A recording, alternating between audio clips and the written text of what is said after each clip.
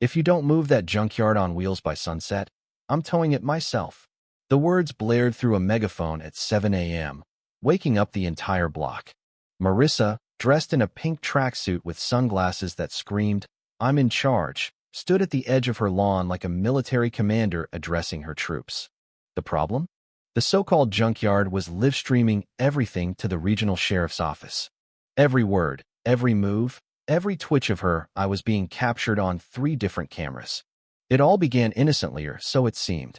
The RV had arrived 3 days ago, parked neatly beside Lot 42C, near the cluster of mailboxes.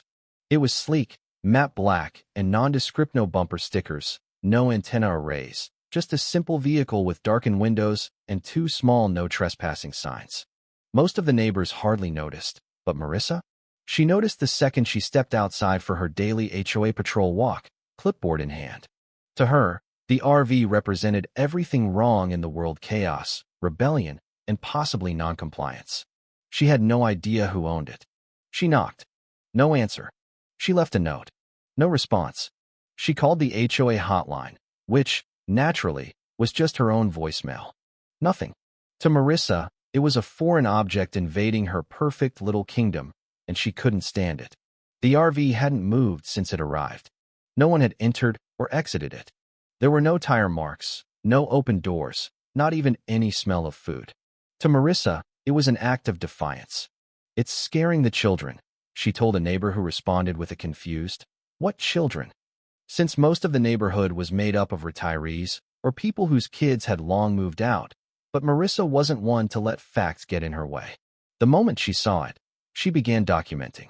Not just casual photos, no.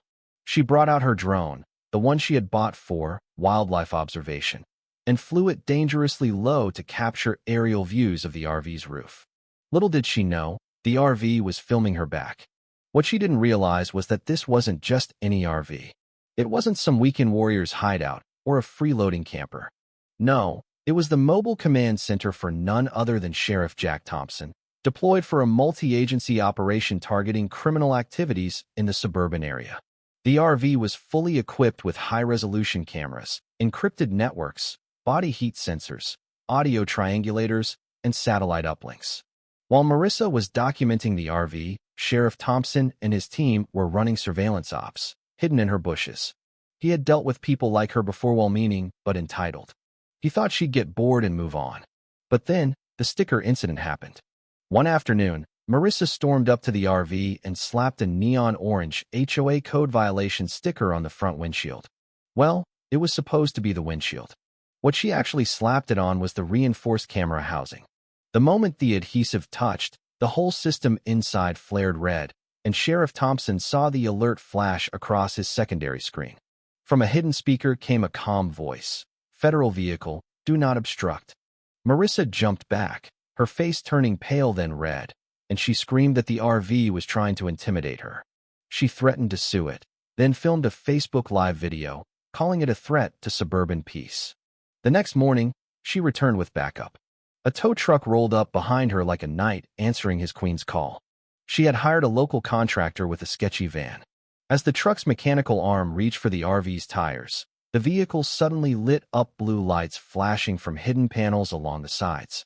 A large screen unfolded on the back, flashing bold text, "Law enforcement vehicle, stand clear." An alarm sounded, and then silence. The tow truck driver froze. Marissa froze mid-rant. Several neighbors appeared on their porches, jaws slack, watching the spectacle. Finally, the RV door opened, and Sheriff Thompson stepped out, wearing a baseball cap, a flannel shirt, and tactical boots.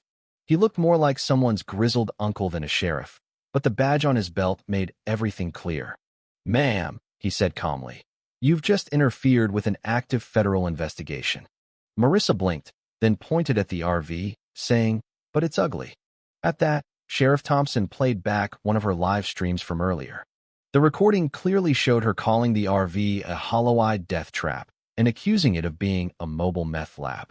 In the background, her voice could be heard saying, "If no one claims it, it's mine now." The sheriff raised an eyebrow. "Possession of government property. Nice." The crowd of neighbors chuckled. Some even clapped. Marissa's face went from betrayal to embarrassment. What she didn't realize was that she had triggered something much bigger. Homeland Security had been alerted the moment she physically interfered with the RV's surveillance gear. Her live streaming and subsequent antics had gone viral. Marissa tried to spin it, claiming she was just enforcing neighborhood safety, but Sheriff Thompson interrupted her. "Not on federal vehicles, you don't," he said, his voice calm but firm. As she stumbled back toward her house, Sheriff Thompson leaned against the RV and watched her go. This was just the beginning. The real criminal was 4 houses down, and Marissa had just blown months of covert work. Sheriff Thompson had seen many things in his 30 years on the job, but suburban HOA drama was quickly climbing the charts. The worst part?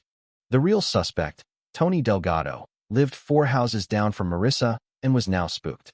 And Marissa had unknowingly exposed him.